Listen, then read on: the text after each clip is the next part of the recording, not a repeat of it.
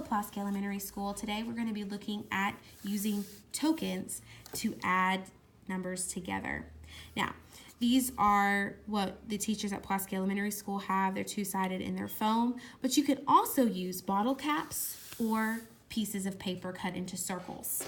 The first step that we're going to do is look at the first add-in, which is 3. So I'm going to count out 3. 1, 2, 3. Now I have my second add-in, which is 5. I'm going to use a different color so I can tell the difference. 1, 2, 3, 4, 5. Okay, so now I've got 3 red tokens and 5 yellow tokens. Now my job is to count them all together to figure out the sum. 1, 2, 3, 4, 5, 6, 7, 8. So the sum of 3 plus 5 is equal to 8.